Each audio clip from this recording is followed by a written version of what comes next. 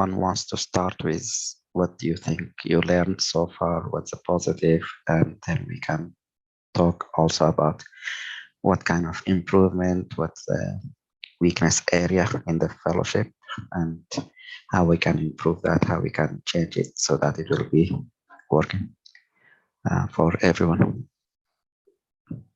Any input from you guys? I can start, Dr. Nader. Please go ahead. I'm sorry for the background noise. No worries. Okay, so like it was very useful experience for me, and like I learned a lot from it. The research, even during my master degree, I used some information I discussed here and I've learned here. So it was wonderful experience for me, and I appreciate you always there to help us and guide us throughout the meetings. Just one thing maybe I would like to recommend, please, if possible, to make a group of WhatsApp of the leader. If anyone have an issue to attend or give, so they can like arrange with each them. For example, if I'm leader and Hiba is a leader and I have problem to like one of my group cannot present, so I can tell Hiba, hi Hiba, this week I cannot, my group cannot present. Sure. So please, can you do me a favor, and in your turn, when it is your turn, we can like shift. Is that sure. Okay? Do you think this is like could be possible? Absolutely. I think the team leader can or team leaders can make the group, the small group for them, and then they can, as you said, if one leader and the team of that leader, let's say, going through step 3 or are busy, and we assign them to do some stuff, what we can do is we can switch the team. If, let's say, the coming team is ready or available, we can postpone the first team to do their task or assignment in a different day or week, and then the other team who's available can step up and do their tasks in the week required. So I think it's just a matter of arrangement, which is good organization wise. Good suggestion. Thank you. Any other suggestion? Thank you so much, Nader. Yeah. Go ahead. Yes, for me, this fellowship is really benefit in make me as person being more able to present myself and being comfort to express my idea more clearly and to speak in front of an audience is something for me not my comfort zone at all. It's make me anxious, so being exposed myself to this environment, I think it's get me steps in my confidence. Beside, of course, the things that we learn, I think it's add to our step 3. I noticed that when I was speaking about the quantitative data, so while I'm studying for the statistics, that's something that you need to understand so you can, got the idea of the biostat very well. So having this fundamental basics of research methodology, I think it's really helpful in conducting research, in understanding or analyzing a journal, a medical journal, or a research result to know how this work with our patients. Besides, I never thought geriatric population had issue in United States. That's something for me, it's new. So this is all benefit, and I do agree with my colleague Sulafa that sometimes we have, for me, last couple of weeks, I wasn't there. So being able to organize which turn and who can handle the meeting next, that would be a productive approach. Thank you, Dr. Nader. We do appreciate your time very well. Thank you so much. This is great information. Thank you for sharing, both of you. Anyone else wants to share um, any feedback? Abir, go ahead. Yes, for me, it is an amazing experience, really. It is a privilege to be among all of you, sharing our expertise and ideas. And I learn something new every week, and definitely it enhances my communication and presentation, and I learn from all of you. The area, I'm not sure, but for me, I'm interested more in clinical geriatric. And we want to learn from you and from experience in that field. So if every week we can discuss clinical case or clinical topic related to geriatric, and you can comment on that and teach us something new, it will be more beneficial. But really, it's amazing experience, and thank you for this opportunity, Dr. Nadir. Appreciate it. Oh, thank you. Thank you so much for your input. And I do agree, we can touch on some of the clinical aspects of geriatric to have an idea. But to tell you, frankly, it's a different specialty, different setting, different mindset. So to tell you all about it, it will take more than a year just for the clinical. So my idea is to give you hints, give you just highlights about the geriatric part, the clinical part, but the goal is to get you well oriented and skilled and equipped with the tools to do what you can do with research part. When you get into the residency, you will have the clinical part, and then when you have the exposure to older adults, at least you will have some background so you can get in depth. But thank you so much. It's a good idea. We'll put that in the things to do. Any other input from other participants, other fellows? We were talking about what the positive, what you learned, what you think is good about the fellowship, and if there is any weaknesses or any room for improvement, any changes that you want us to do so that you can learn a little bit more. So Sulaf, I think, mentioned about the organization of the teams and the assignment, and Abir mentioned we can also cover some of the clinical part for geriatric medicine. So anyone else wants to share their perspective as far as what do you think so far? What did you learn, and how do you see yourself improved, and if at all, and if there is any room for improvement for the fellowship or the changes that we can make so that we can benefit all of us. I'm gonna ask people by name if you are not volunteering. So let's start with Ali. Ali, go ahead. What did you learn so far? Now 1 minute, 2 minutes, and what do you think we can improve on? I know you did some interviews. Did the fellowship help you with the interviews, and what do you think?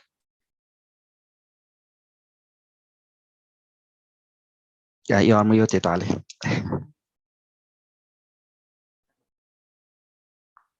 Okay. Yes, go ahead. Sorry, I picked on you. You are on my first of the list on the screen. Okay. Thank you so much for this question, for giving me this opportunity.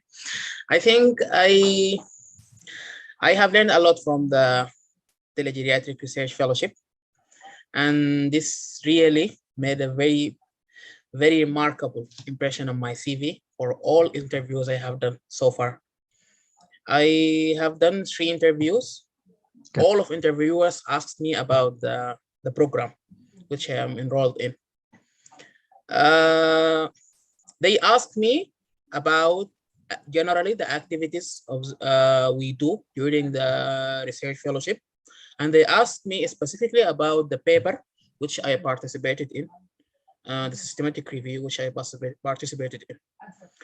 My answer was always that the most significant improvement in my professional aspect is that I have learned that teamwork is far more better than and easier than individual work.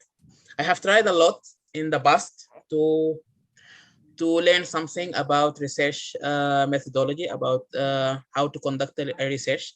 I have tried a lot to be involved in research projects, but it was never as easy as I have experienced here during the Telegeriatric Research Fellowship program. So my answer was always that the most significant something I have learned and I have gained is that teamwork, there is no substitution for teamwork. Teamwork is far more easier, far more better than individual work.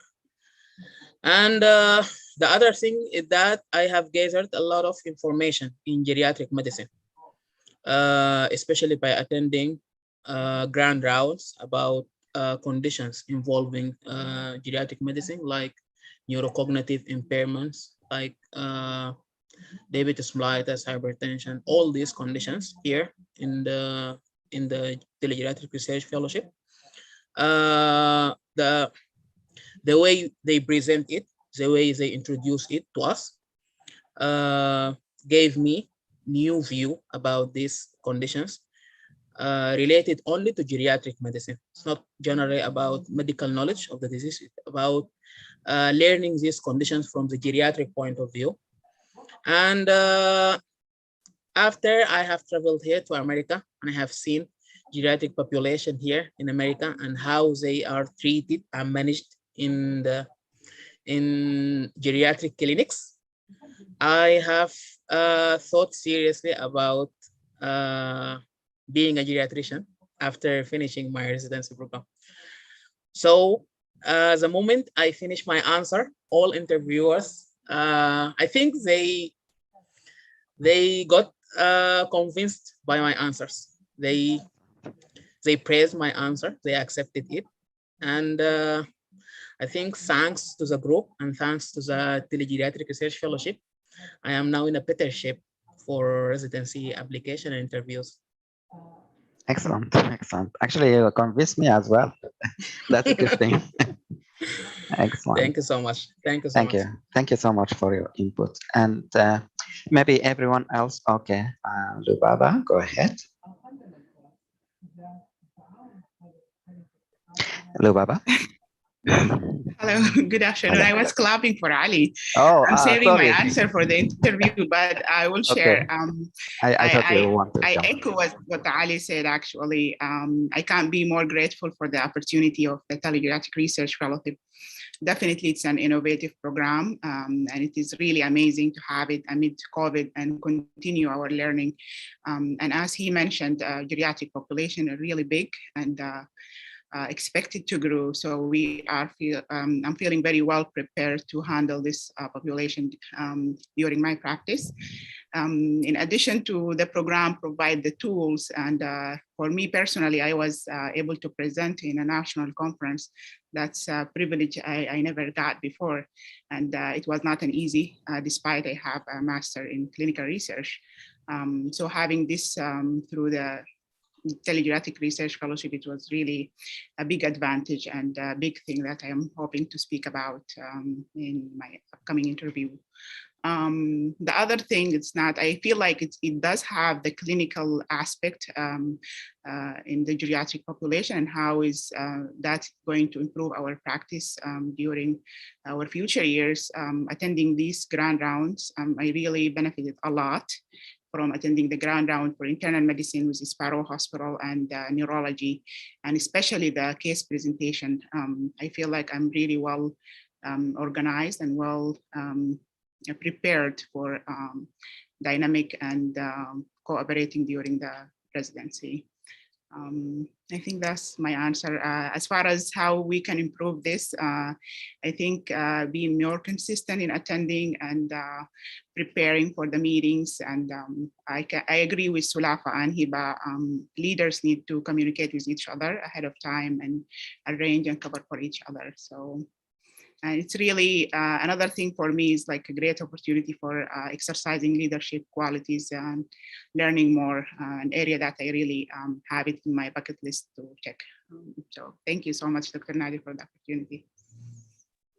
You're welcome. Thank you. Thank you so much for your great input. And thank you, everyone. I think we can therefore get into the meeting, and then later on, if any one of you has any Dr. Nader? Yes, go ahead. I want to add something. If yes, we can, please. After we finish our class, this year class, and got successfully graduated from the Geriatric Research Fellowship, I think we have now we will be in the payoff phase. There is nothing called just taking our knowledge and go back to our private life. We have to pay back for this program, and I suggest they should be. I don't know. I'm not sure about the fund of the program. If they fund the program, if they are willing to fund it for an unlimited budget. But I think there should be some sort of contributions from the membership to improve the program, to develop it, and to create like a continuous supply for the program, continuous platform, so that it becomes attractive for future applicants and future followers. So this is my suggestion after we finish this class or this year. Excellent. Thank you so much. This is great suggestion. Thank you, Ali. Eva, you want to go ahead? Yes, actually, I would like to, first of all, to say thank you, Ali, for the great words in Lubava. Also, you guys, we learn from you and from my other colleagues too. So that's given me confidence a lot. So yeah, I do agree with his suggestions. So that's, we need to contribute with something financially to support this program to continue for others, batches and to continue learning, especially for those our brother and sister in Sudan too. They benefit a lot, and that will be a plus for them in their CV, besides also people here in the United States. So yeah, I do support your idea 100%. Thank you. Thank you, both of you. Thank you, everyone. Go ahead, Sumi.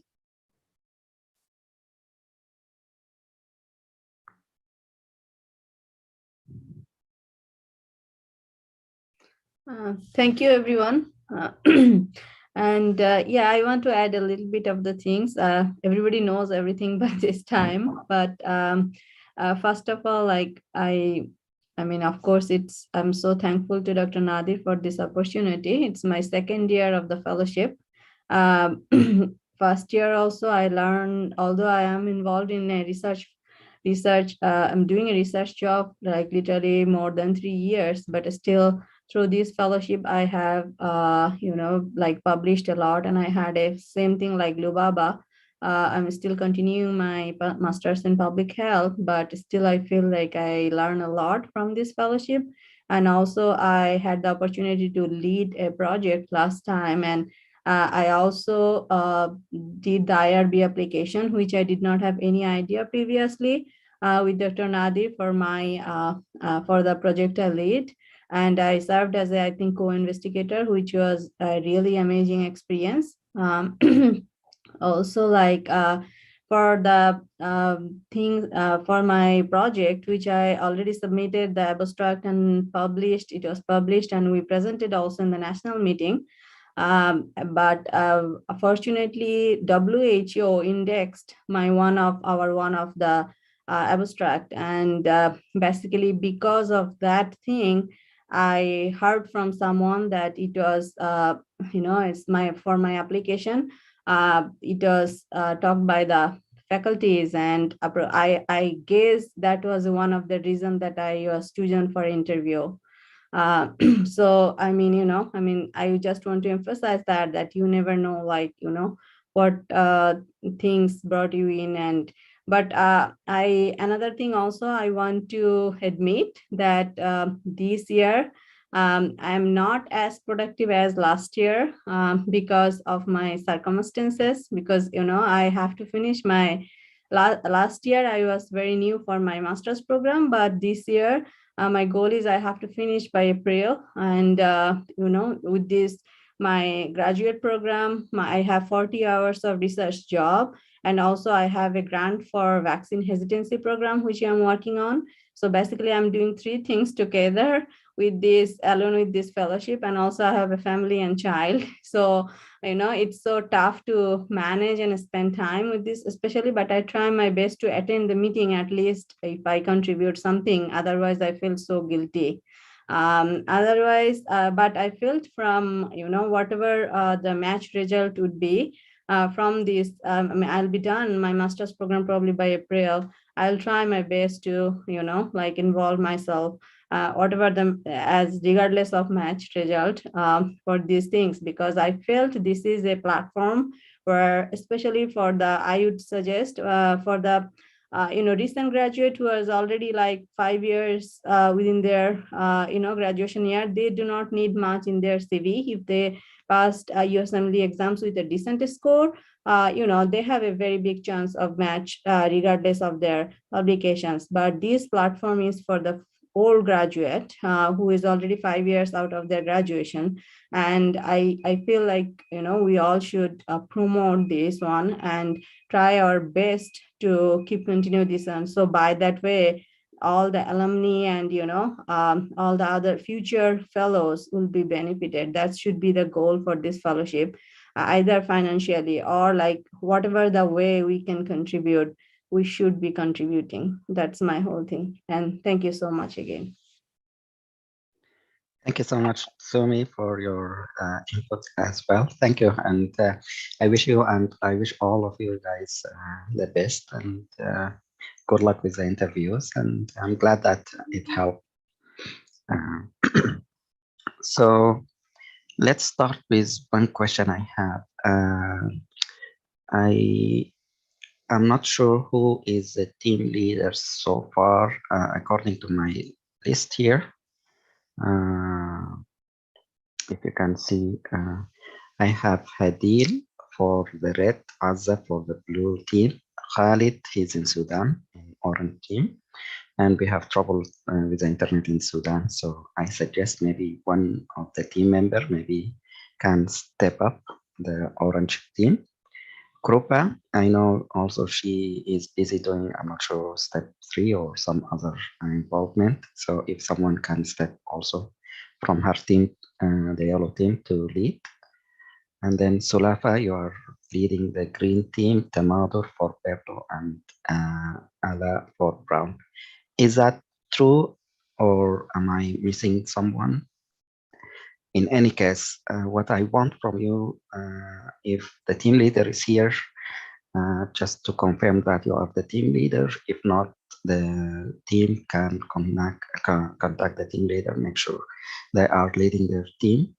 And if this is the list of team leader, maybe they can make a WhatsApp group by themselves to discuss the coming week's assignment and so forth. So if there is any changes, they can keep up with who can do what according to their availability. I know some of you, as Hiba was busy doing, let's say, preparing for step 3, some might prepare for the interviews or taking vacation or involved with families. So we understand that you might have some other things going on. Sumi, you are doing your master's. So if you think you are not able to do the leadership, maybe you can ask the team to ask someone else to do it. If you are the leader, if you are the member, let the team leader that know that you are not available as much, and so that when they assign stuff, they don't get you involved as much. They can ask other members. So it's just the dynamic of the team. That would be great. The other point, if someone from the team wants to be a leader, I think it's time to make that to your team leader so that you can assume the role and see what is involved and get the skills that need to be in a team leader. It's just an opportunity for you guys. I want you to rotate that position so that whoever available and wants to do it can do that. It's the dynamic of the team. They can decide that. I don't want to assign someone to be the leader and they will be busy. So thank you. Just go ahead, Hiba. Yeah. Okay. Yeah, sorry. Sorry. That's all right. I see the raised hand. So I am currently the team leader for the red team. No, Dr. Hadilia. Okay, so not Dr. Hadil. Okay, I will change that. Okay. Okay. Who else? If there is any changes, go ahead, Sumi. Sorry. Yeah, so I want to say that I think it's better everybody should rotate. So by that way, everybody learn the leadership skills, which like I really like, I really prefer that idea. So for ELO team, I think first 2 months I was the leader and then Kurupa took over. So if any of the other person, me, except like me and Kurupa, I think the other, it's better if you all should rotate based on, people's availability. I understand that if one day or something, they cannot attend or some other issues, but I think it's better like if we should, instead of the same person again and again leader, everyone should learn the leadership capabilities. And I'm saying like this gonna be very helpful for our future, even in residency, even in fellowship and whatnot, because we need to learn from our peers and we need to accommodate so many other things with our peers. So this is a platform to learn. Thank you. Thank you so much, Sumi. So I totally agree with you. So maybe if Sumi, you and the team can discuss between you in WhatsApp group, see who is available and who is interested. And then you can make a list like some fellow number one will be doing this leadership, let's say for 4 weeks, a month. And then the next one, they can assume that after the first leader and so forth. So if everyone spent 4 weeks as a leader, I think we can learn something. If you want to do it less, 2 weeks. If you want to do it 6 weeks, it's up to you between the team members to see who is interested and who is available. So each team discuss between you guys. Is that okay? Yeah. Thank you. Anything else? Or should we start with the agenda?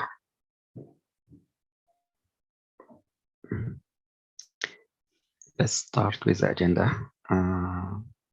We have a presentation about delirium, and then we have an interview, like a mock interview. Lubaba will be involved. I think someone else will be there. So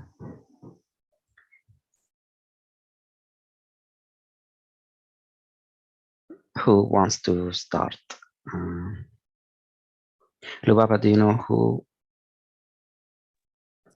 Actually, I found out the leader is Khalid Osman, and he's in Sudan for the Orange team. I'm not sure the rest of the team if they prepared a presentation or. Has any information? Is she here? Yes, just like Lubaba said, all I know that is Khalid in Sudan, and if anybody from the Orange team feels like he can present or No worries. So what I suggest, if the orange team available, maybe they can do the presentation some other time in the weeks coming. But I want from the orange team to identify, or if someone wants to volunteer to be a team leader, as Khalid was a team leader for some time and now he's not available in Sudan because of the circumstances there. If someone wants to step up and be a leader for the orange team, that would be a good option. And you can get into the WhatsApp group and discuss. So for today, we can save the orange team. I will do the presentation, so no worries about that. But let's see about the mock interview. Mock interview. Now we will do a panel interview, just like the last. Yeah. All right. You want to start that now? If you're ready, go ahead. If Lubaba is ready, or she, Yeah, you want to go with that, with the topic I'm gonna first? finish it. Okay. Okay. Yes, So I am ready. who's the program director and who's the panel? Yeah. Feel free. Anyone wants to be program director? I Yeah, would okay. love to, if there's no one. Okay, so Hiba is a program director, and the rest maybe you are on the panel. Go ahead. Hi, Dr. Lubaba. We are glad to have you here today and welcome to our program interview sessions today. So, Dr. Lubaba, how are you doing? Hi, hello, Dr. Hiba. Thank you so much for having me here. I'm really glad to be here. I'm doing very well. How about you? I'm good, pretty good. Thank you for asking. So, Dr. Lubaba, I see here your CV is really amazing and you're a very competitive applicant. But I want to know a little bit about you. Can you tell me about yourself? Again, thank you so much for the opportunity. I'm really grateful to be here. Actually, I was born and raised in Sudan, a beautiful, warm African country with warm-hearted people. I was raised by a very educated family. They value education very much. My sister and I graduated from renowned schools. After my graduation, I practiced internal medicine in Sudan, exercising, learning, and teaching experiences.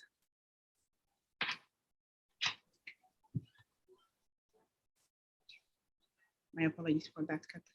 Is my internet stable? Hello? Yeah, we can hear you. Oh, Yeah. I'm so sorry. Can we repeat the again? Because, I think we should repeat the question again because you were your thoughts interrupted. So take a deep breath and exhale. Thank you. Okay, thank you so much. Okay, I'm going to repeat it again. That's a good exercise for the real one. Okay. So in circumstances, what you would do? Actually, I did change the internet right away to my phone, but I don't know if that was That's reflected on your side or not. And now it's stable for me. The connection. Yeah. Okay. But we didn't hear the beginning of the answer, Lubaba. Oh yeah, so that's right. Okay, I have to work on that area. Thank you. So yeah, okay, I'm gonna repeat again the question so you can start. Okay. Hi, Dr. Lubaba. How are you? We're glad to have you here today, and I would like to ask you a little bit to tell me. I would like you to tell me a little bit more about yourself. Thank you so much, Dr. Hiba. I'm really happy to be here, and I thank you for the opportunity. Actually, I was born and raised in Sudan, a beautiful, warm country with warm-hearted people. My sister and I graduated from renowned schools as my family valued education very much. After graduation, I practiced internal medicine in Sudan, exercising patient care, centered patient care qualities and education skills. actually, and I did have an opportunity to practice internal medicine in a different setting when I joined Weill Cornell affiliated program in Qatar, which exposed me to different patient population with diverse pathologies. And I had the opportunity to work with other teams with diverse cultural background. I found this experience extremely helpful when I came to the States, and I was able to transition and adapt very well with the multiple teams that I worked with during externship and other work opportunities. Earlier this year, I graduated a master's degree from George Washington University with a clinical and translational research. And I am currently a Telegeriatric research fellow at Michigan State University, an opportunity that allowed me to lead multiple projects and present in national conferences. On a personal note, I am a hard worker, very goal-oriented person, and I enjoy in my free time social gathering and outside activity, and enjoying the nature and traveling when I get to do so. I'm really happy to be here and look forward to continue my journey at your program. Thank you for telling me about yourself, and from these informations, I can see the hard work you're putting and your determination too. So I would like to ask, do you have like any special experience that impact you in your life during your professional years? Absolutely, yeah. Actually, I do find my experience in Qatar, which is a Weill Cornell affiliated program at Hamad Medical Corporation. It was really well-structured program. In addition to the academic learning from that experience, I really benefited a lot from working with a diverse team with different cultural backgrounds, as the program itself has diverse attendings and residents in addition to the patients. That's really added a lot to my interpersonal and communication skills that I'm really going to benefit a lot during the training, exercising this quality. This is one of the most impactful, I believe, professional experience I have. Okay, great. That's look great. So I have if you can mention for me one thing that you would like to improve in your CV or in the clinical field experience, what that could be? Well, I do have a really diverse and rich, I believe, clinical experience, but always there is area for improvement. And this is why I came to the States with the goal of advanced career in nephrology and kidney transplant. My experience across 3 continents taught me a lot, but I feel like there is more to know in the field of internal medicine and in the field of medicine itself. I would say about the short-term kind of thing in the clinical practice I would love to learn and eager to start right away is patient care ultrasound. I feel that's really innovative and very useful in finding diagnosis without going to intensive road for finding diagnosis. This is one area that I really look forward to for my short term to learn and add to my clinical experience. Excellent, excellent. That's actually excellent. So here I see in your CV that you're doing a fellowship research program in Michigan State University. Can you tell me a little bit about this experience? It's looking interesting for me that you focus in research too beside your clinical perspective. So can you tell me about your experience in this program particularly? Wow, I can't be more grateful for that experience. Actually, it is really innovative kind of program, and I was so excited and happy to find that amid of COVID, and I was about at the last semester of my master's degree for clinical and translational research, and that was on the spot for me. I was really benefited a lot from this experience. It's basically providing the tools and skills for the fellow fellows to learn and practice fundamentals of research, and actually meeting weekly, discussing projects idea, and we were able to accomplish a lot. Our team presented in multiple national conferences. Myself, I was humbled to present at the post-acute and long-term care annual meeting of the 2021. It was a great experience for me to share about the Telegeriatric Research Fellowship and to provide and inform the evidence-based medicine. And I look forward to carry that experience with me during the training and share the knowledge that I got from the experience. But it's really amazing program to be with. That's great. That's great. So if you would like if you had the opportunity to join our programs, and definitely we will be honored by this, what you will add for us as a program or as a team? That's great. It would be an honor for me to join your program. I will say myself, some of the characteristics I really had it from the experience I have, that I am really adaptable and an easygoing person, and I enjoy teamwork. My clinical experience had taught me a lot, as I mentioned, working with different teams that made it very easy for me to communicate. And all of these teams were directing their care. It's really centered around the patient, and this is going to provide me with up-to-date kind of clinical practice, working with different teams, in especially my experience in US. For example, I worked with 4 different kind of AMR system, and I believe this is fundamental for providing systematic healthcare and being efficient in dealing with patients. So I do have this quality to share with the team when I join. In addition to that, my clinical research experience, I believe it's a decent, but I feel like I have some skills and some knowledge to share with the team and participate with the scholarly activity in the program.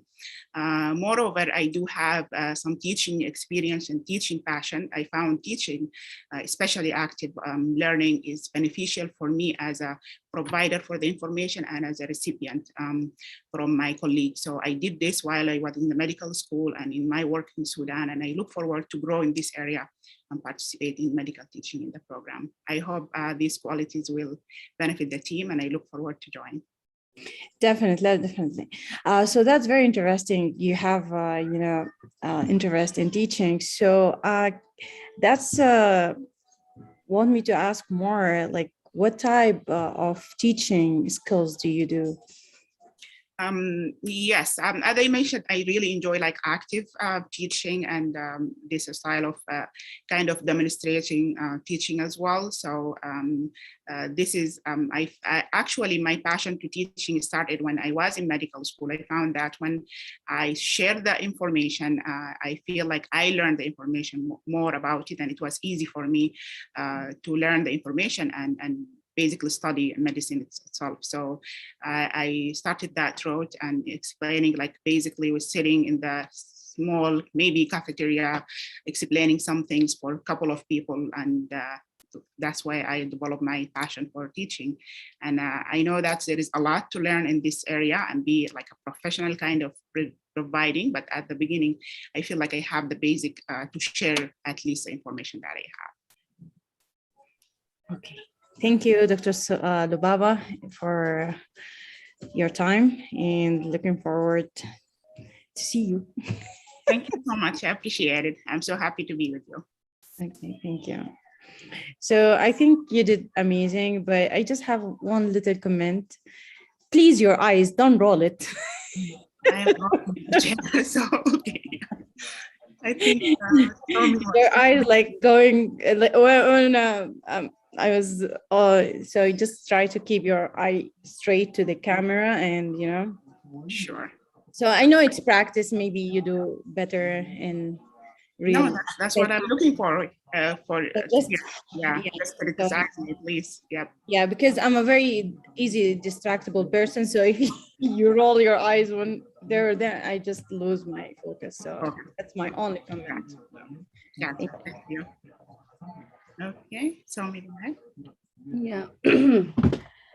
Hi, Dr. Dahab. How are you doing today? Hi, Dr. D. I'm doing great. Thank you so much for asking. How about you? Yeah, I'm good. So as you know, I'm one of the faculties here, and I have some questions for you. And I was hearing your answers and our discussion from our program director, and it seems like you have a very great CV. But I want to know that why did you choose our program? Well, that's really great question. I can spend the rest of the interview explaining why the reasons that I am choosing your program, but I have 4 reasons that stood up in my search for your program. Actually, the mission and the philosophy of your program align very well with mine, as you are looking forward to producing outstanding clinicians and scholars. And this is at the center of my goals for my professional life, and providing based, centered, and patient care. In addition to that, your program has the research opportunity, and which that's an area that I want to grow on and add to the team in the scholarly activities in the program. Moreover, the well-structured training that you have, multi-aspect, whether it is mentorship, excellent mentorship, and I can't be more impressed by the variety of the electives that is available for the resident at your program, and I am really eager to join one of those and enjoy this during the training. Moreover, the city, I have the social support at the city, at your program, and in the surrounding area as well. My dearest friend, Dr. Maha, is in your program. She usually talks very high about the program and how the attending are approachable and supportive, in addition to the team itself. So I'm looking to learn from the diversity of the program attendings and residents, in addition to the diverse patient population, the demographic that your program serves. So for all of these reasons, why not your program?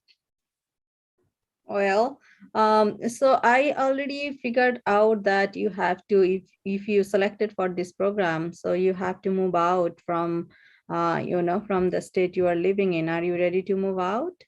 Oh yeah, absolutely. I do have the social support. And as I mentioned, my dearest friend is at your program.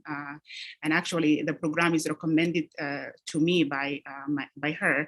And I don't find any reason not to believe her recommendation and follow that. I'm ready to move as soon as I get in. Okay. So who is your role model and why? That's a great question. My role model is my mother, coming from really middle kind of family. You can say I grew up in Sudan, in a small town. My mother was a teacher, and I spent all my elementary years every year in a rural kind of side of the country, providing teaching, because my mother is a teacher and I had to follow her. But she valued the teaching and education very well, and especially for women. So that did not really stopped her from saying that I'm taking my kids every year for a different area. So I found that really good quality, and she's a role model for me, always uplifting others and looking for the benefit of others. And actually, this is what drive me to study medicine from the beginning. I noticed how the impact of health and education in these rural areas. And that's what drive me to join the medical school. She's my role model, and I owe all of my successes to her. Thank you. Excellent. I can understand that. And I think it's a mother is a role model for all girls. And that's an excellent answer. My next question is like, can you describe a best incident in your medical career? A best incident you have encountered in your medical career? That's really a tough one. I believe all of the encounters I had in my medicine career is somehow I learned from it, but I would say an experience with really kind of, it's not from medically is not very interested in cases, but I found that this experience changed my view of how to deal with patients. I was in the emergency room in Sudan, giving care. It's like close to midnight. We had a young woman. She came to the ED and was accompanied by her sister and mother. She has a condition of dye. She was looking really new bride. It's in our culture, they have kind of cosmetic things that you will notice this is a new bride. So we did the care for her, and we stabilized the patient. And she was with our team, and I was a junior doctor at that time. So she was under our team, spending 2 days in the intensive care unit. And when she was in the floor, I went to her and I chatted with her, kind of friendly chat, and I tried to find out the reasons behind that. I realized that she was forced to a marriage that she doesn't want, and she tried to take her life. I felt like I was her age, and I felt very connected to her, and I really wanted to help her.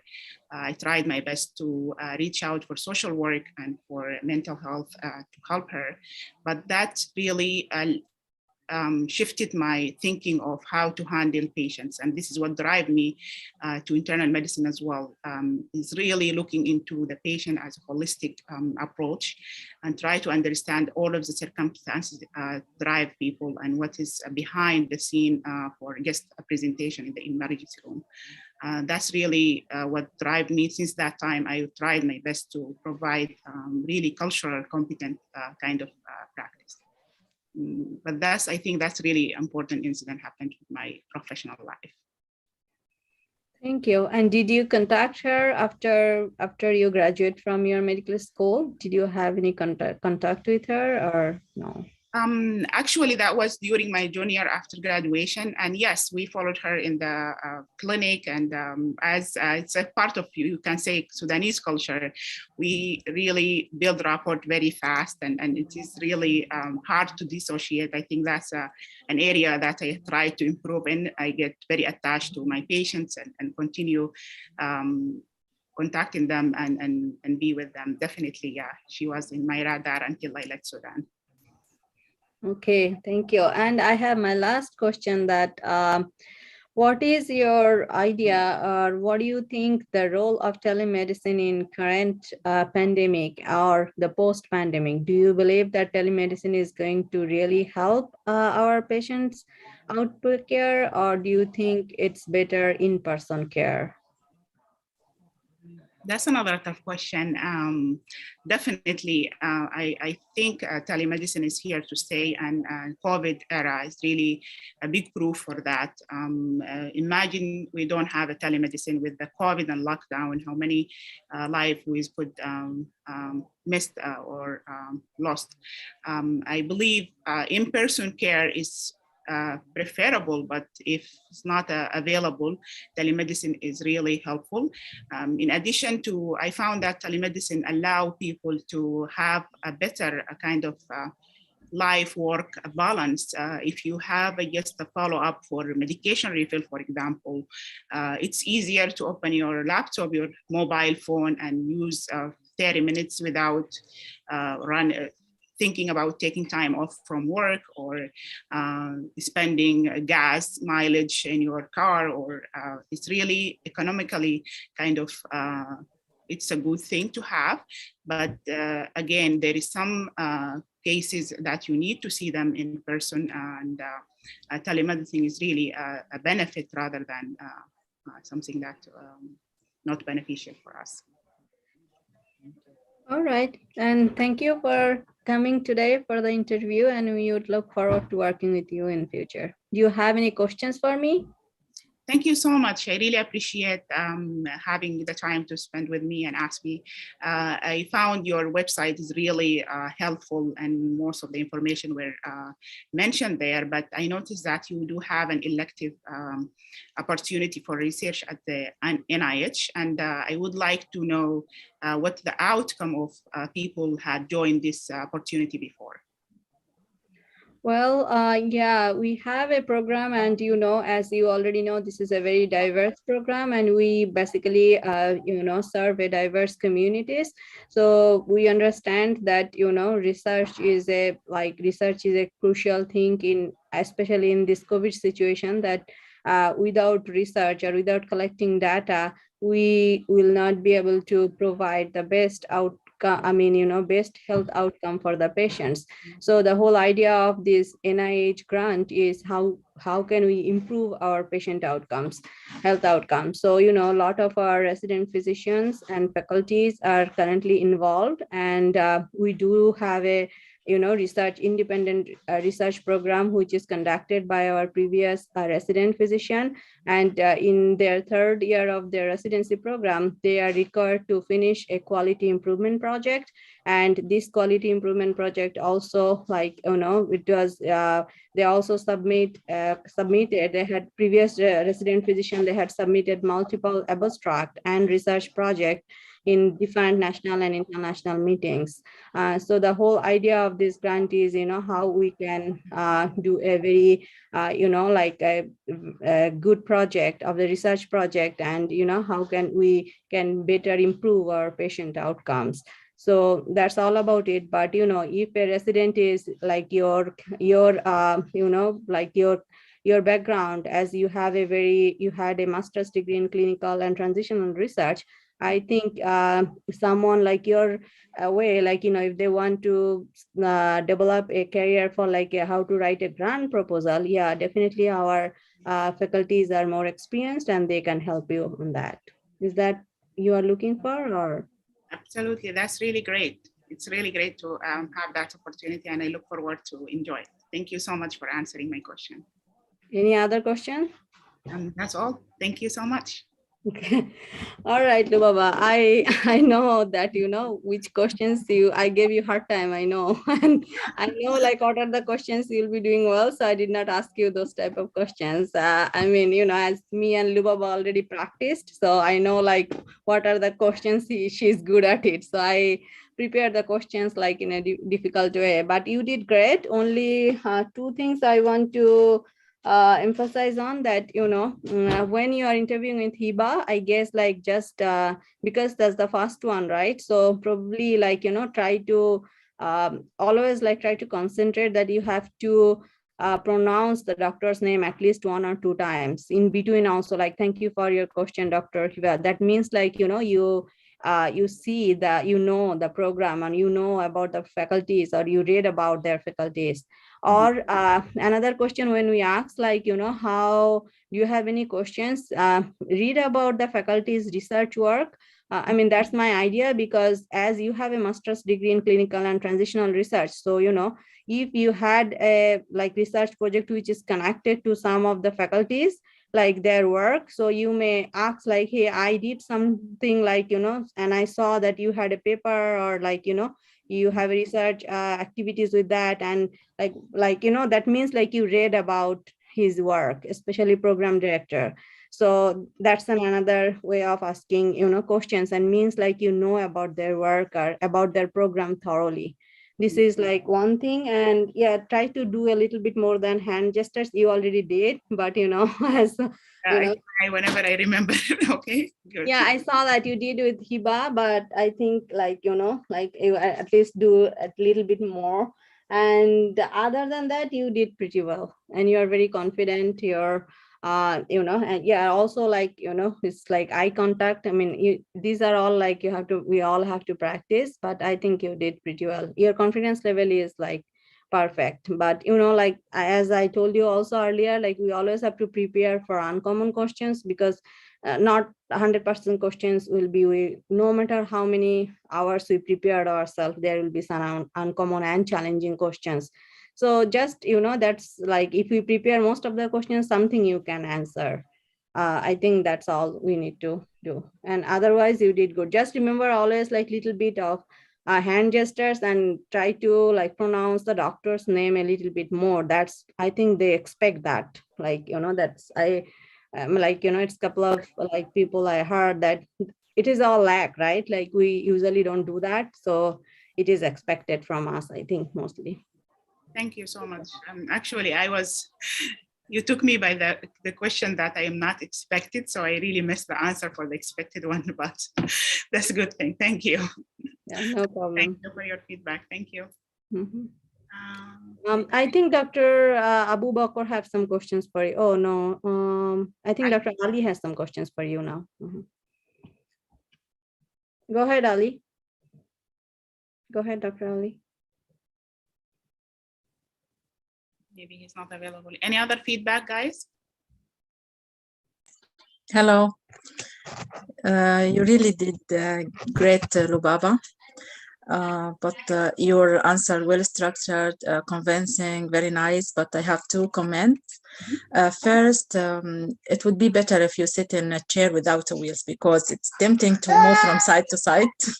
Try to do that. And guess what? I struggled to raise my chair this morning. I was like, oh my God, it's not going to happen in the interview day. Yeah, yes. Yes, yes. Yeah, the second one, eye contact. Yeah. Okay. That's it. Thank you you very much. Good luck.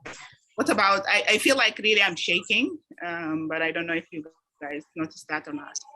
No, your voice is stable, just the movement. Okay. Yeah. Okay, try to watch. Good luck. I forgot. Yeah, I would say like you're like little bit, I think like as an interview candidate, yeah, try to be more relaxed, but like you're not shaking, but you're moving like little bit more than usual, I guess. The chair has a wheels, yeah. Yeah. Try to like just, I strongly advise you to sit in a chair without wheels, because you are doing it subconsciously. Exactly. Yeah, I agree with you. Yeah. Okay, any other feedback? Guys, criticize me. Yes, I'm gonna critique you in this. Yeah, sure. I know you're good in everything, but we want you to be perfect, not good. Absolutely, we are here to improve. Yep. Because we want you to take this interview and get your position in. So that's the main point of giving this, inshallah. So my point is, when she asked you about why you select this program, you answered very well, but when you said your elective, it's kind of messy. The language, it wasn't clear for me. The third reason about elective, I couldn't, elective resident, what does it mean that? So just maybe sometimes when we are anxious, because this is not our first language, so we get yes, true. I second that. You have really good observation. She asked me a question that I wasn't expected, and right after that, so that's why when I told her, you answered the first two well. I saw that was very really smooth, but when it's come about elective, it's kind of become a mess for me. I couldn't understand what's the point exactly, Lubaba, she was talking about. Yeah. Great. Thank you so much. Just when you feel anxious, try to answer things in your comfort zone. Okay, perfect. Because I'm a very anxious person, so. Thank you so much. Thank you. Okay, go ahead. Just a second, let me try to raise the chair.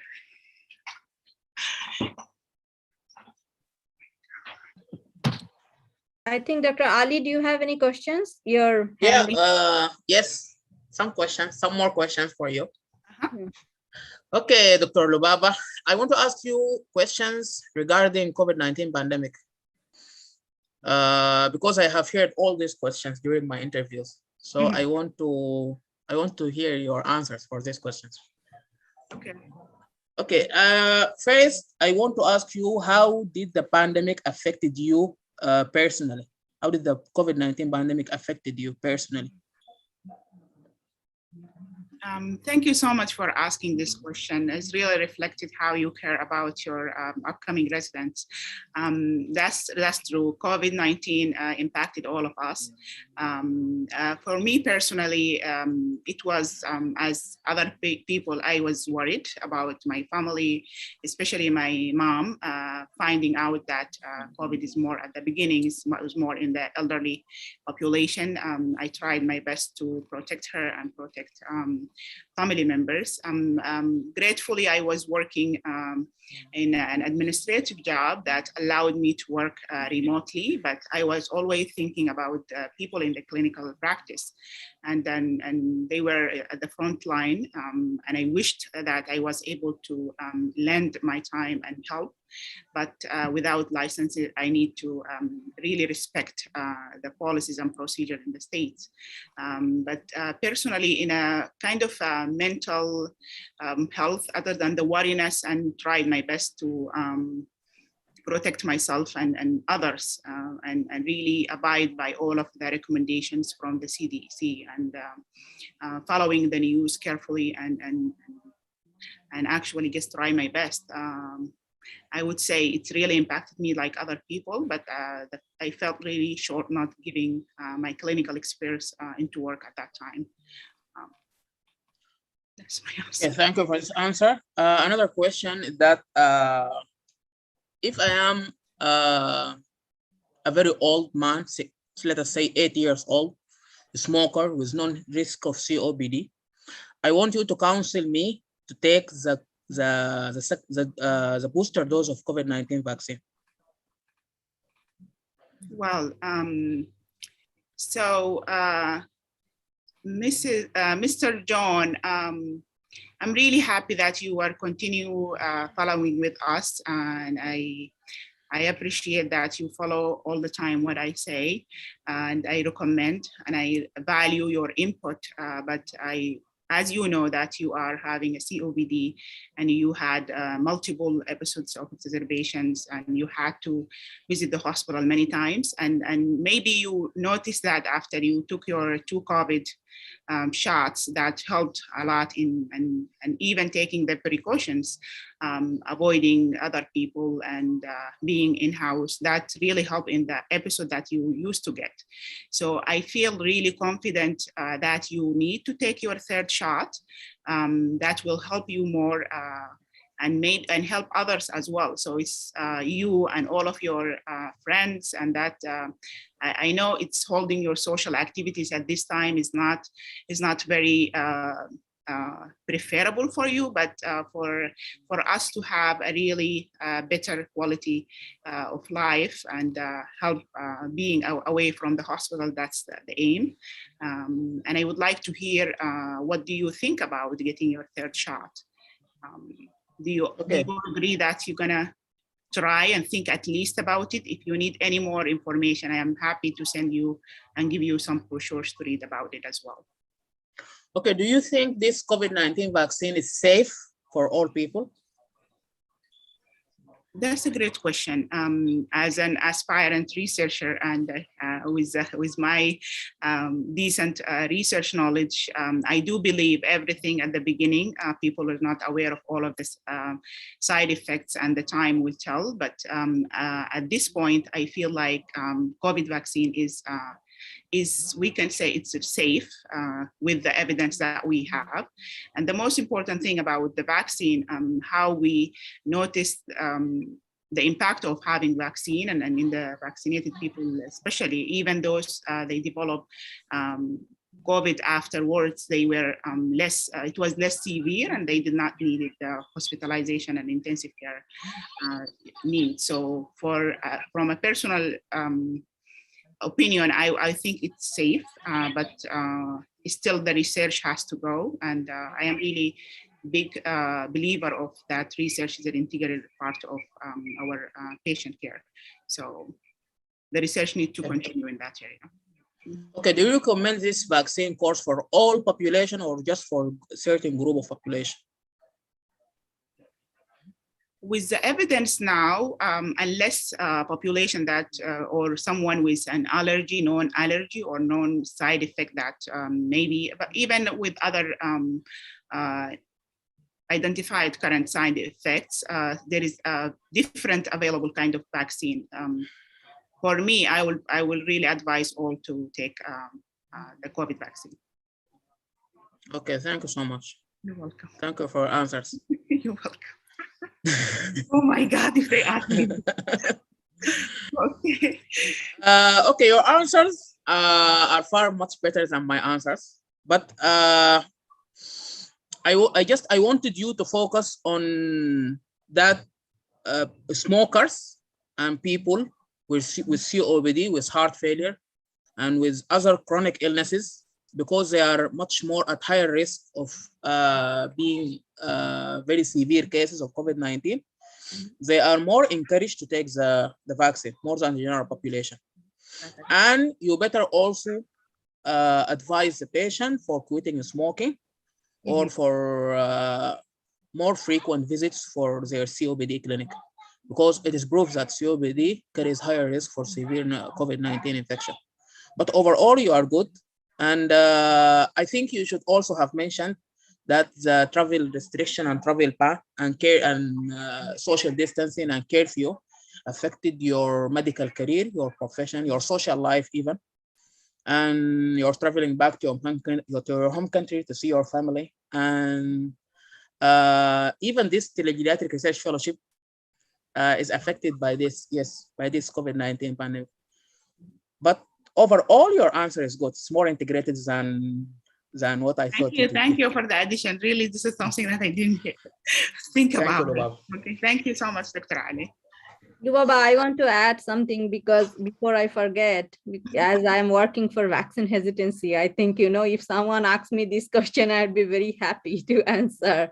Okay. However, because I had to go through multiple vaccine safety, huh? Yeah, so like I had to go through multiple trainings that like how I can convince people. I think it's not convince how effectively I can convey the information to the people and leave it to them that they have the message, because I cannot force anyone here, but we are here to convey the message properly and let them take their decision. So there are some when it comes to the vaccines, you have to use as a physician some key words when you counsel them or when you talk to any people, even in your patient, in your family or your friends, whatever. Okay, so there are some things that the questions are very good, and it probably it will be a like whoever is going for interview, probably, I mean, there is a chance, 90% chance they might ask those questions. So we should prepare. That's why I want to share my experiences, because I literally talk to, by this time, almost more than 500 people. What's their idea about the vaccines and how much do they know about the vaccines and how I convince them. So the thing is, first you said that, he asked like, how COVID is affecting your life. So, that question you asked, I mean, you answered very well. Of course, you can see that, the vaccine was not there for first 9 months. So that was a very stressful situation for all of us.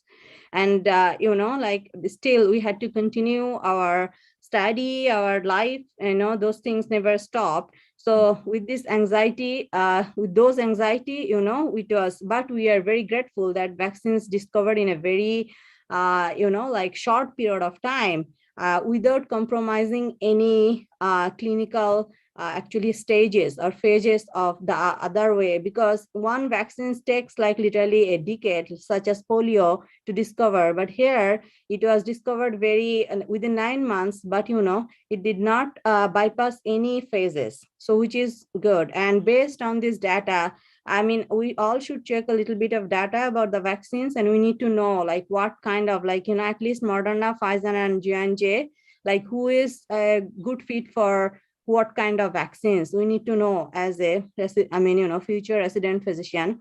I want you to at least, at least 1 or 2 words that when he asks you, like, is it safe? What do you think? So as per current data, yeah, Pfizer and Moderna and J&J all three vaccines are equally, I mean, more equally safe. However, there are some side effect already noticed and it was reported. So for J&J, so for instances, there are some clot, right, for effect, but that was very minimal, like 1 in 1 million. So which is like, we have to always think the benefit outweigh risks. So these keywords you have to use, like risks and benefit, like for that. And when it comes to medical, like he asks you, like, do you think, is a COPD or whatever with his condition, is it safe for me or something? But if someone asks you that question, first you have to, anybody, first you have to give an example for you, because they are the patient, so they trust you than anybody else. So you should start like, yeah, like, these vaccines is safe because I took it, my family took it, my parents took it. So, like I did not see any side effect for them or any major side effect for them. However, there are still some, side effect, because we have to tell them the safety and efficacy. We should not, we should not like hide anything. We should have to share that's how we develop trust, right? So yeah, still there are some contraindication. There are some side effect notified, which is like local area of tenderness, mild fever, and very severe case, very low cases, there are some cardiomyopathy or myocarditis was also reported. So that word should be there. There are a couple of cases of myocarditis, but the risk is like, the benefit is more in even getting the COVID vaccines, rather than if someone someone get myocarditis from the vaccines, because it is only 1 in 3 in 1 million. So the rate is very low, but there is still less chance. There is a small bit of chance that someone may get myocarditis, especially for the kids. And there are only people cannot get the vaccines who have medical contraindication, such as allergic to, anything, or they have probably, they're who have a cancer or very low immune system, or they should consult with their they're specialists, such as hemato-oncologist, or who have a, like, let's say, immunological disorder. So they should talk to their immunologist. Based on that, it's a multidisciplinary decision. So based on that, they should go for that. So those are the, some keywords you have to use when you ask, at least when you answer those questions. I think that's helpful. Perfect. Thank you so much. Thank you. That's really helpful. Azza, I think you're on. Any feedback, any questions? Yes. I don't think I have any more questions. Everyone has a set of great questions, and I think you did very well. Excellent. And like the small things, like the chair thing, that is the most, that is the thing, like, okay, but anything else, I think your answers was great. Was not, you don't look rehearsed at all. It looks natural, fluent. I don't think I was distracted. I heard every bit of your answers. I think that is a clue that your answers was engaging to me. Of course, thank you, Ali, for adding those questions. And we appreciate every feedback from anyone who had an interview recently. So we will be more beneficial for all of us, I believe, and Lubaba as well. We need to hear the most uncommon questions and recent questions. If anyone has a question recently has been asked, and please step ahead and ask that question. That's it. I think you did very well, Lubaba. That was great, I think, for all of us. And yes, I would love just to ask you, what do you do for fun? But if you, I didn't think that you have been asked that question, just to be fair. If you want to answer it, it's okay. But it's just something like to break from the common and heavy questions.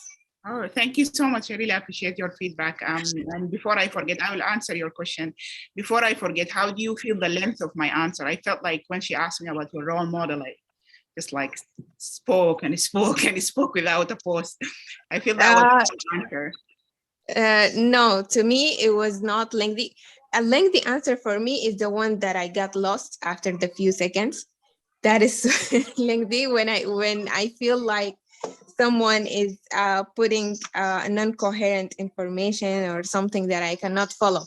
But as long as I can follow your answer, and I think I did, it was not lengthy for me. Yeah, because okay, thank you so much. In regards to your question for what I do in my spare time or for fun, actually, I really enjoy social gathering and hanging with others and outdoor activities. I found walking in and enjoying the nature is really something helped me to energize and get ready for the upcoming weeks. This is something that I will do on the weekend, in addition to actually cooking and trying different recipes while listening to music. So this is another thing that I really enjoy doing it. And I look forward to share my cooking skills when I join the team. Oh, that's great. Thank you for your answer. Nice answer. Yeah, Hiba, feedback or? Yes, actually, I want to comment. Thank you, Sumi. That was very, really comprehensive and nourishable information. So I want to, you are, as you mentioned, already the terms for this in a medical way. So you have to shine in this, and we already know about safety. Yeah, it is safe because no vaccine will go out without approval. That right? We know that from the FDA. And to be done, we need to go through trials. At least the third trial needs to be approved. So we have now the post-market surveillance, which is the fourth stage of any vaccine trials. So now we're tracking the rare side effect in the population. So until now, we noticed like 1 in 3 million, as she mentioned, myocarditis and bleeding, blah, blah.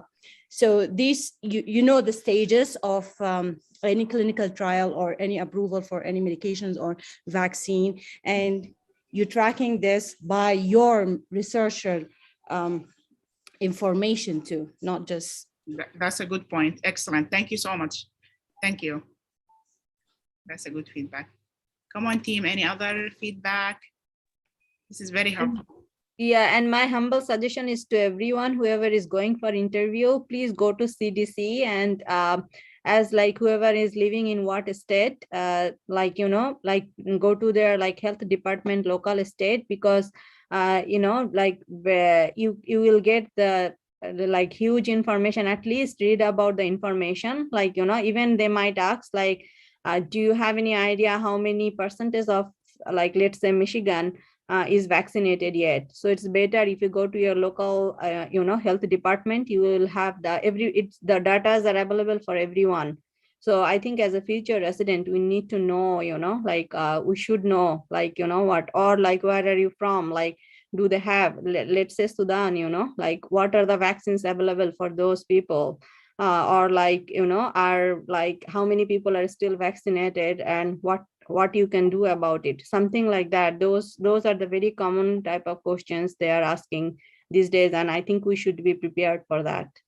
Yeah, I better be prepared for that, because I'm expecting that they're going to ask me about the webinar that we held. So yeah, that's a good point. Thank you so much. I really appreciate your feedback, guys.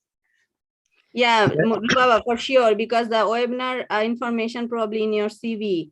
So, you know, I had to prepare a lot about the vaccine hesitancy, because that's my grant actually. So, you know, and I'm working already. So I'm still, I don't want to feel them that I'm also overconfident, but you know, I have, at least we all need to know like how many population get what and what are the side effects. Like little bit about information about as a whole about all three vaccines, Pfizer, Moderna, and J&J, and recently approved Pfizer only for age above and 5 and 11. So how many kids, like boys are, you know, chances of getting myocarditis is more in boys than girls. That's the recent data shows. So whoever, like, you know, I could talk to a couple of my colleagues, that whoever have a like boys, like they have, let's say someone has 3 children, they're preferring, you know, like for their girls, but not for their boy. They want to see a little bit more data in next 2 months and then decide. So, like those are the things I think it's crucial for us, because by the time in January or February, I think the vaccine will be approved for 6 months and above, those children also. So also, like, what are the, at this point, what is the, like in 2 months, what are the vaccines is coming, something like that also we need to know. Thank you. Thank Go you. ahead, Dr. Nadir, sorry. Thank you so much, Sophie, and everyone else. And thank you, Rubaba. Please, it's great practice, and I think you answered with one thing I want to recommend, shine on, highlight is your smile. Keep that, and some people will just grab the idea that you are relaxed by smiling, or just this, at least what I do when I call my nurses, like when they call me, if I'm in stress, it will be shown on my voice over the phone. So what I try to do is I just try to pretend I'm listening to a joke or something, and then answer them so that I can feel the energy of smiling or something. So if you keep your smile when you answer your questions, I think that will give your confidence, and give the interviewer some sense that you are good candidate for them, at least. The other point, I think all the questions you answered well. And the area I want you to improve on, I think someone asked you 2 questions and you mentioned at the beginning of your answer, this is a difficult question. My suggestion is don't use difficult or negative words. Try to highlight positive words. So you can use the negative or the silent posture, so that when they ask a question, you can just pretend, and then you can answer. So you tell them that you are thinking about it. It's not, you are not expecting it, something like that. Okay. And then the other way to go about a difficult question, there is a joke about, tell me more about the external factors. So you will say, before we start talking about the external factors, let's talk about the internal factors. So that's one way you want to move around the answer. If it's a difficult question, you may have some idea about the answer, but you may have some good ideas about something else related. So you just take them to that area. You can talk about the fellowship, for instance, or the project that you're working, or the project that you did about the awareness in Sudan. And this will at least take 1 minute out of the question answer, and then you can come back to the right answer for that question if you find the right answer. Otherwise, they will get excited about what you're talking about. Maybe they will forget about their question. So that's a trick. But all in all, I think you did great, and I think you are ready. And everyone else, thank you for your great input and your questions, your feedback. This is great. Thank you so much. I appreciate it, Dr. Nader. You're welcome. Yeah. Thank you. Thanks. I have a suggestion for next time when we do the interview session. Just if we can, we don't need if no one comfort to give their CV, just to put highlight what you did, the main points from what time to what time. So as an interviewer, so I can ask more in details, know about you, just even like 10 minutes before even they That's a great one. So I agree with Hiba, and what I suggest in the app for next meeting or the meetings coming, what we can do is there are 3 roles. Or first one, who will be the candidate who will present or answer question, and then who's the medical director, and then who is in the panel if any one of you wants to be in the faculty as a faculty. So in the, you can put your name, let's say today's Lubaba, you can put your name and will be the candidate, and then maybe put some, a little bit bio of your, what did you do, highlight about your resume, maybe 5-10 bullet point in the app, so that the other people will look at the app before the meeting. they will be ready for that. Okay. If that's okay. Yeah. I think that will be more productive to ask about things in your CV. So instead of throwing questions to Yeah. fill the gap. Yeah. Yeah. Yeah. That's a good. Do we have any volunteer for next week who will do the interview? Who will be the program director? Who will be in the panel?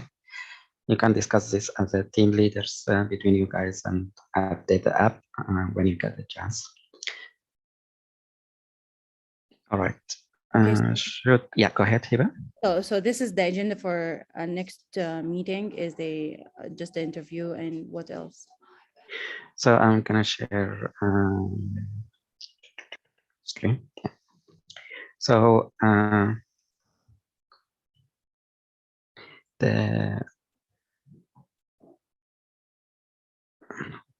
did you?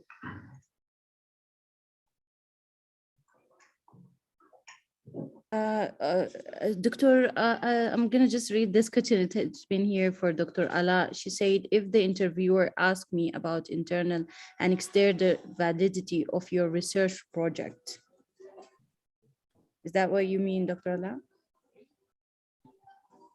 Got it.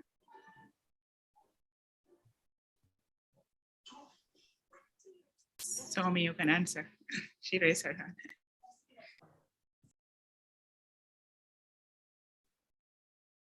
So for next meeting, hopefully Hiba, you'll be the team leader for next meeting, if that's okay.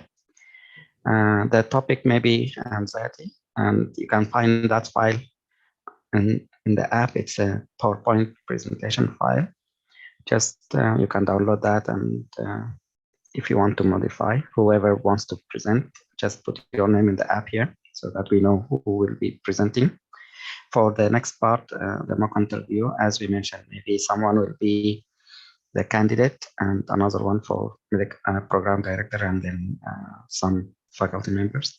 You can just click on whatever area, you put your name, and if you want to put some bio about what you did, just add it and save it. For that part. For the presentation, I think you can go here, and in the file section, you will have some files here, different ones. So if you want to go over the whole list, or for the presentation, it's GRS. So this will limit the files for you. We have different topics in geriatric. So whoever wants to learn about any topic, you can just download the file. For next week, maybe we can talk about anxiety. It's the last file. So whoever wants to present, they can just download that file. So any questions? Sumi, go ahead.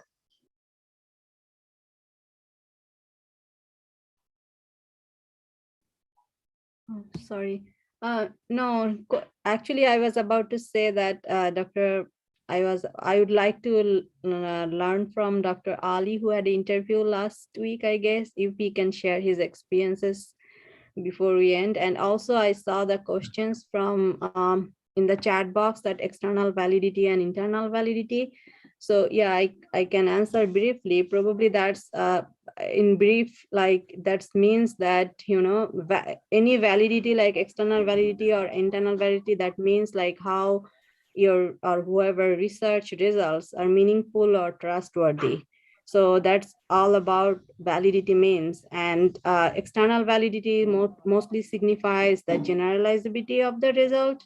And internal validity is also like, you know, it is all together basically like if your results are like, you know, how it is applicable to the real world. So something like as if my project, external validity and internal validity, like how the COVID is affecting you know, the risk factors for the COVID in ICU admission and what is that, ventilation. So I would say like, yeah, I try to, you know, like I try to analyze like what are the risk factor for the geriatric population and, you know, how that risk factor can affect or in the COVID people and their incidence of admitting in the ICU or in the hospital admission in next 4 days. So that's the artificial intelligence software can recognize that, and based on that, it can help us to take the decision ahead of time. So, the hospital systems the infrastructure can be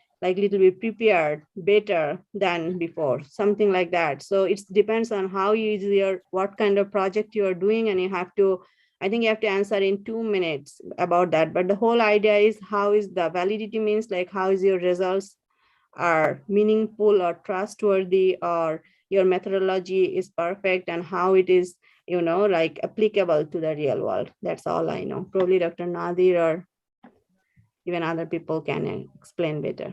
Thank you. Yes, I can comment for the internal validity. Usually this is our study structure. Like, how do you collect your data? Is it apply for any bias? How did you exclude that bias or confounding? What method did you use? So anyone, depend that in your research question that you are trying to answer, and how did you collect your data and how did you analyze this data? This is your internal validity. Your external validity, as mentioned my colleague Sumi, that is the generalizability. Is this applied to the general population? Is this your question, your research question could be generalized or just for a specific group of people? It has limitations. So yeah, this is the only now information I have. Thank you both, Sumi and Hiba, and I agree with both of you. So hopefully this answers the question raised by Ala. Any other additional comments? So I want to show you some stuff maybe some of you know, but I want to share with those who may not know about it. I'm going to share my screen again. Hopefully this time will work for me. So when you have this is some tricks about presentation. When you have PowerPoint, let's say you want to present that as a talk or as presentation, like in this group or other places. So Microsoft Word has a free account you can log into, and you can upload the file into Microsoft Word, but it has the ability to use some of the, if this is working for me.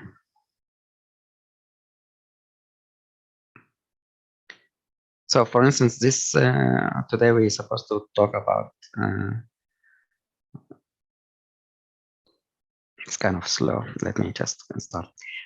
Today we supposed to speak about the delirium. So when you start with a file like the title of the topic. That will be whatever is there for you to present. But you need to get a list or agenda or key points where you want to share or outline your talk. So for instance, in this delirium, you will have the outline or the objective. So usually you use the keywords like during this presentation, hopefully we will know more about, or we will understand, something like that. So there are some keywords that you want to use when you are talking about the main objective of your talk. Sometimes you may add another slide. You want to cover some topics so that the viewer or listener or audience, they know the boundaries or the areas where you want to talk about the evaluation, for example, management, prevention, something like that. The other thing is you want to give some background about the topic that you are talking about, what is known, for instance, in the history or literature or background, something what we like for this topic. And delirium by itself, it's a word that's used commonly, but also it has other similar definitions of words that are used in the hospital. For instance, sometimes some physician will write it as acute confusional state or acute mental stress change or alternative stress. So you might have the same condition but with different names. So this is about how you do the topic, how you lay down your slides. The other way around is when you can use tools with this. You can use transition. For instance, you want to get this transition appearing as fade in or fade out or wipe. So you select whatever you want and then you can select here. It has another way of doing things. Let's say animation. You want this to appear, it will appear or fade in, as we mentioned. But whatever you want to do, you can find some stuff here. Let's say you want this to come to the screen one by one. You can select here, and you want to select by graph or item. So this will show up first, and then this will show up next, so forth. This is just the tricks of the use of presentation with PowerPoint. The other thing is, I don't see it here, but you can say here, you can try, and I think this is what we did last year, to rehearse with the coach. So if you click on this, it will let you record what you're gonna say. So this for your practice at home before we present here. You can practice the presentation and see how you are doing as far as your speed. Are you going so fast? Are you going slow? So this will help you do that. So you can turn it on and try to read this slide and see. Sometimes it will give you feedback and it will tell you, don't read everything in the slides. So you want to add your own words or explanation when you are making the presentation. So for instance, let's say here I want to talk about third of older patient presenting to the ER present with the delirium. So in this case, I can change this into, it will disappear or it will be a blank slide. So I will present like what's the incidence of delirium among all the other, for example. So we know that it's very high, and then this will show up when you click, and then you will say about third of the patients who are older coming to the ER will have some sort of delirium. So you are not reading the whole sentence, but you are paraphrasing, and you can go to the next point. Also, you can paraphrase that as well. So these are just simple tricks that you want to practice on how you present and know the topic. If you have time, you can go over a couple of other topics, the files in the app, and when you do that, you will learn more about the topic as far as geriatric, the clinical aspect of the things that we see in geriatric population. Let's say we want to talk about anxiety next week. So any one of you can open that file and play with it around and see how you, if you are the presenter, how you're gonna do that. That's as far as the presentation skill. But on the other side, I want you to learn about anxiety in older adults, how we identify or diagnose that, how we manage that, how to prevent that. So when you are in real life, when you start in residency, you will find some people who have some anxiety. So you have the background about that as far as the clinical aspect. Delirium, you have something in your mind that it will be common during your first year, second year. You know about that. I just want to share with you my first year. Within the first week or two, I have a patient who was delirium or delirious, and she was a big case for me because my senior resident, he knows the patient and he figured it out right away that there's something wrong with her. When I came, I saw the patient and she was fine for me. So delirium is kind of change in mental status for a brief period or some period. It's like a window, and then it will go away and it will come back. So there are two phases. Phase one, let's say, when you are very confused.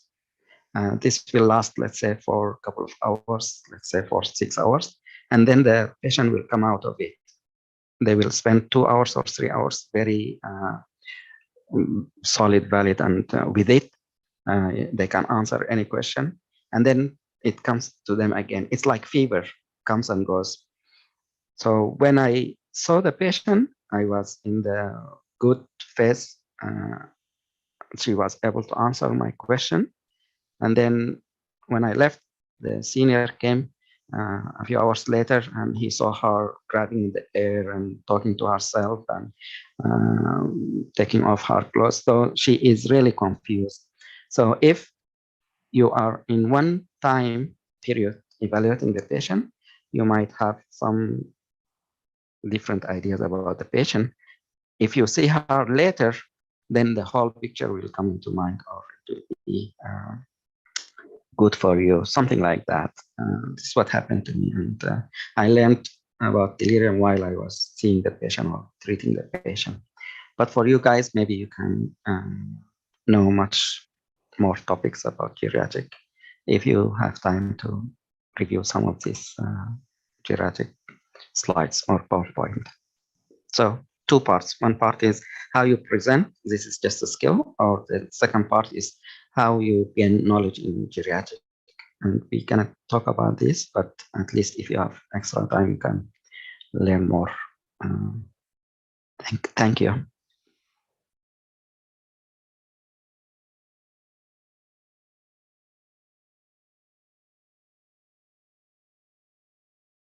Any other topics or suggestions for next week as far as agenda goes?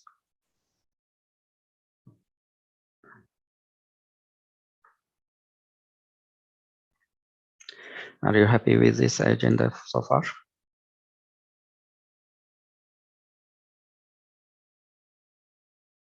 All right. Yes. Okay, so last couple of minutes, if you have any projects going on, any updates, anything you want to share, any questions, anything, any plans, any ideas, let me know.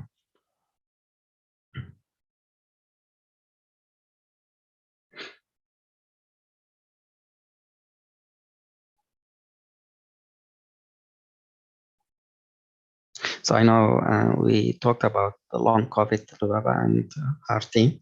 So we're gonna work on that in the coming days, weeks, and hopefully we'll work on getting something in the future. Mm-hmm. Yeah, I emailed the team regarding our the plan for now, but I will see a good time for us to meet and discuss and brainstorm some ideas. And I'm planning to reach out to the team for they had the survey, the role of physical activity after COVID.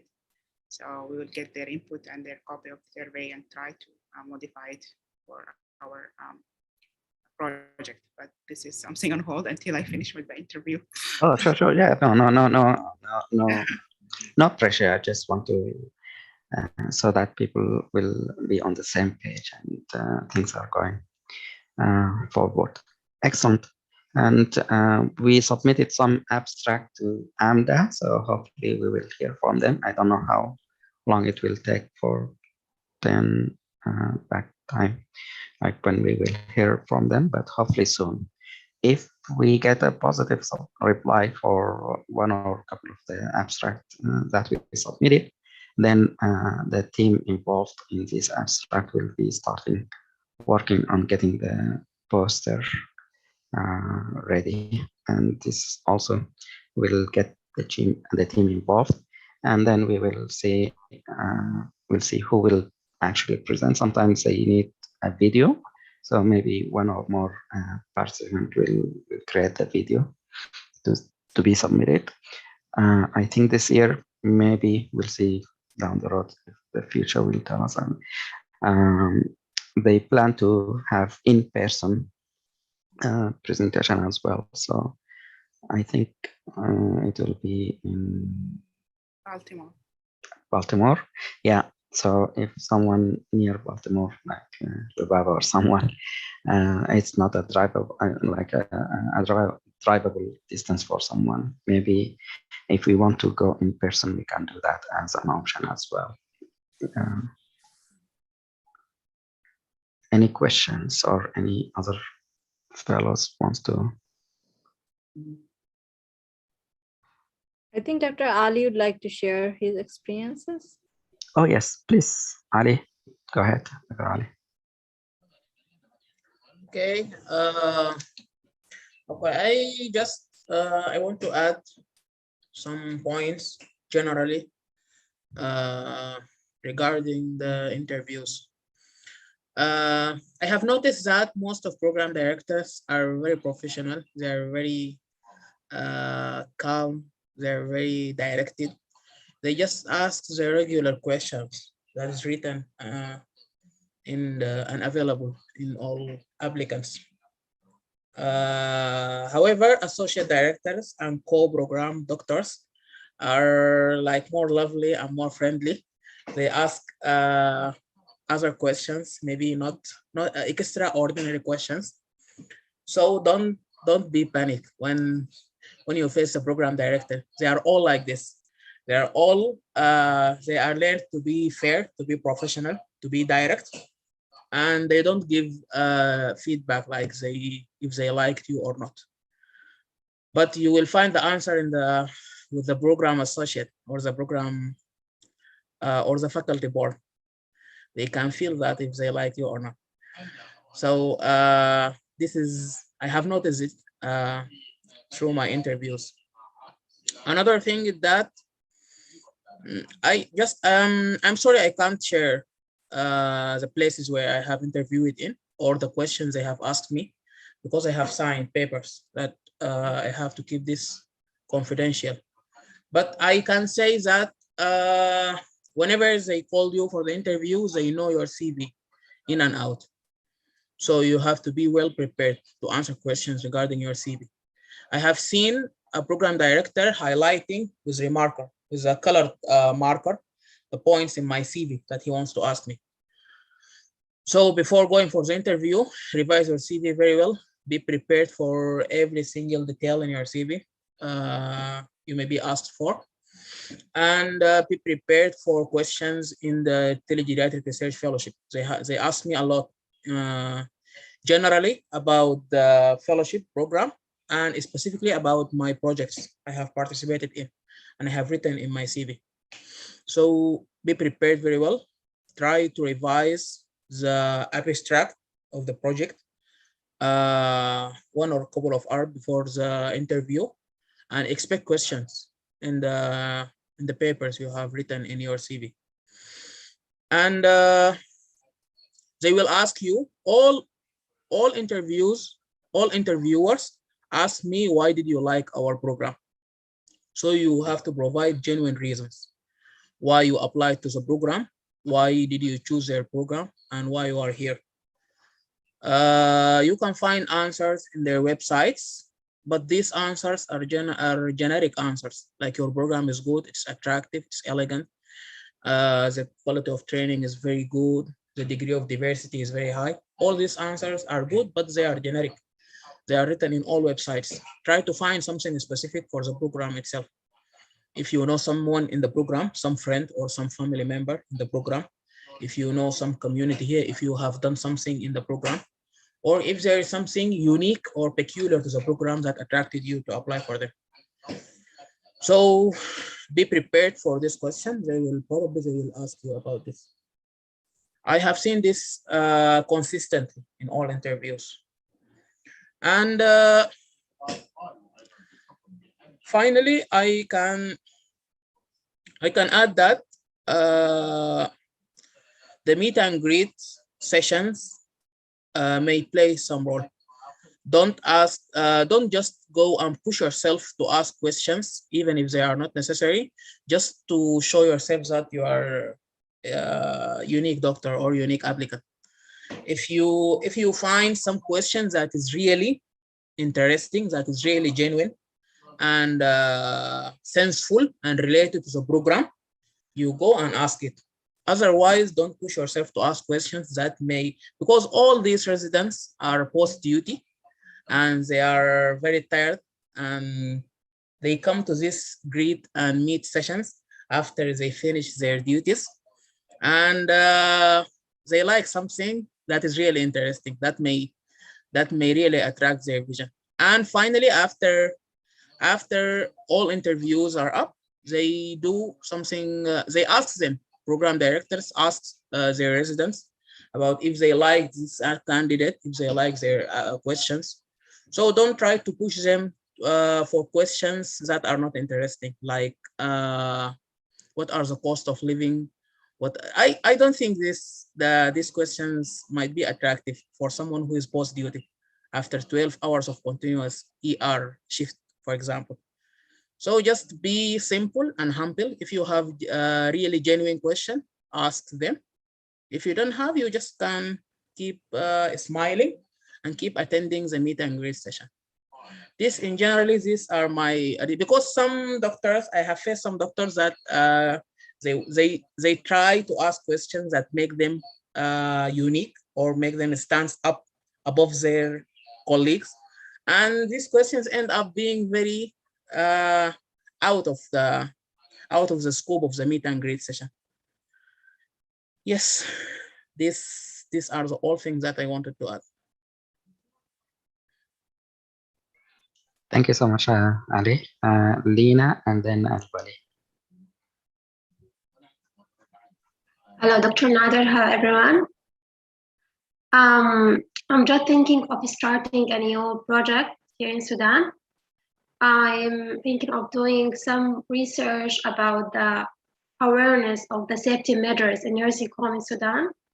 I'm aware of that we have only one nursing home here in Sudan, so I want to know what you think, Dr. Nader, about that. Excellent. So I did not get the, so awareness. Can you repeat? Awareness of safety measures of the geriatric population among the staff in the nursing home, like the doctor, the nurse who works at that nursing home. So the topic here will be here addressed here in the US. No, here in Sudan. I think if we find a nursing home in US, that will allow us to. I asked that because in Sudan, I think there is one, or how many do we know?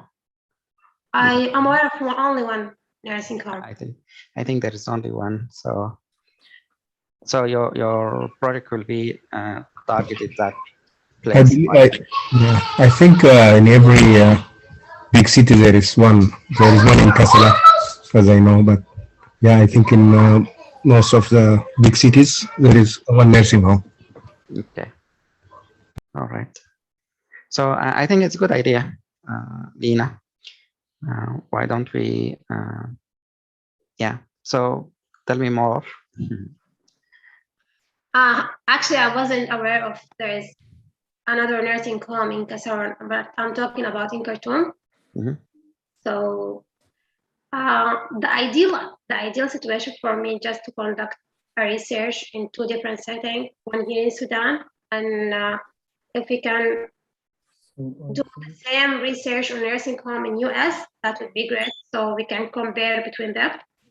If not, I think it's an important topic to address here in Sudan, that what is the safety measures in nursing home? Are the staff aware of how they can handle the geriatric population, the risk of falls and other things? Sounds good. So maybe you can write something, and then usually when we have questions like that, we want to see if it's already in the literature. So I assume no one wrote about that, at least in Sudan. Here in the US, however, the measurement and safety, they looked at it from a state point of view, and they come yearly to the nursing homes, and they can look at that and find the place if there is no, if there is shortcomings, for instance. These penalties can range from simple warning, like they say, don't do it again, for instance, or they will say, what's your plan to fix it? Let's say they need to teach the staff or something like that. So the plan will be teaching all the staff about falls, for instance.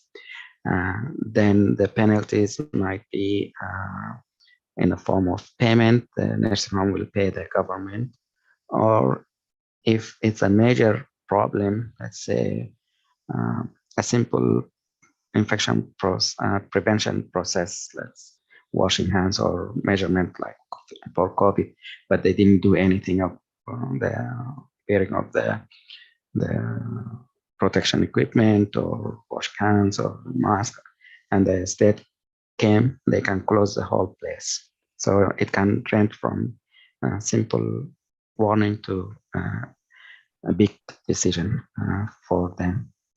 But let's see what you can look up in the literature, and then we can define the project aim, and then we can plan about how we can carry on the methods and so forth. So one thing you can do is you can ask the fellows who might be interested, and then make a team, and then divide the task as far as the next step. We'll look at the literature, identify what we are looking for, if there's variable, if there is whatever, then you build your method, and then we can carry on that. This is a good option. Thank you, Lina.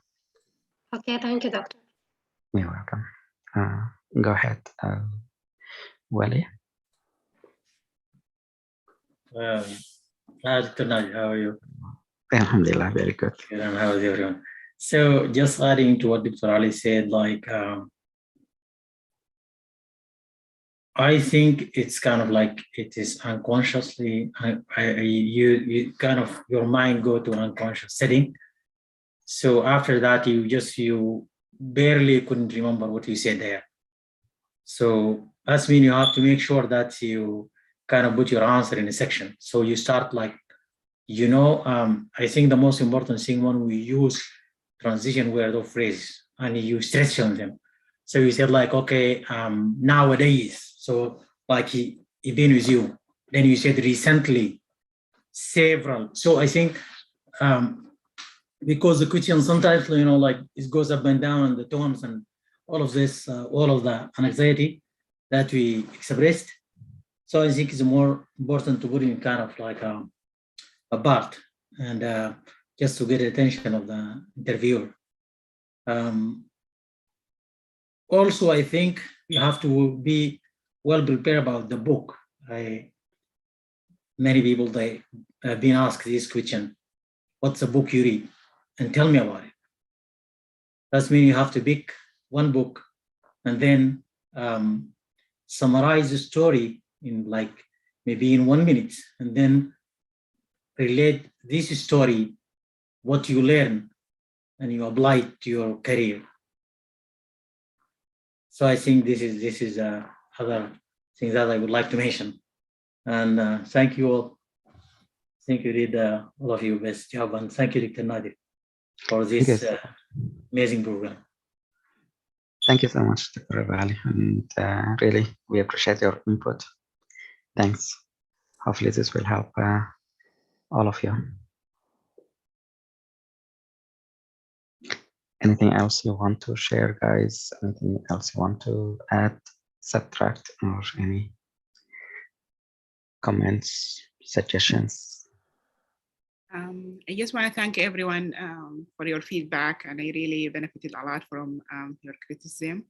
And I encourage you, I'm still have a week, I think, before my interview. If you thought of anything that I missed during the mock interview, or you suggest you came across something that you feel I was lacking, please text me or send me a WhatsApp message.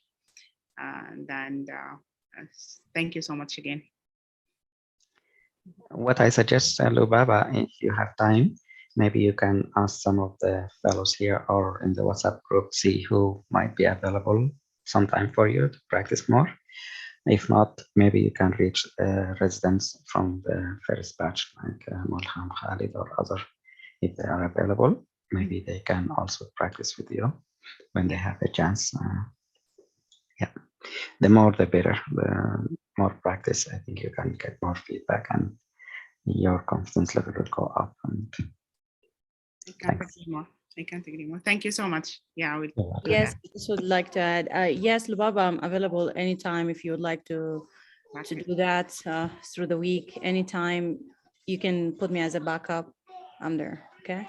Thank you so much. I really appreciate it. I was having a question I wanted to ask the team, but I will send it in WhatsApp if I remember. Okay, thank you so much. sounds good. So we have an agenda for next week, and we have a leader for next week. Any questions? If not, let's call it, and we'll see you next week. I wish you all the best, guys. Good luck.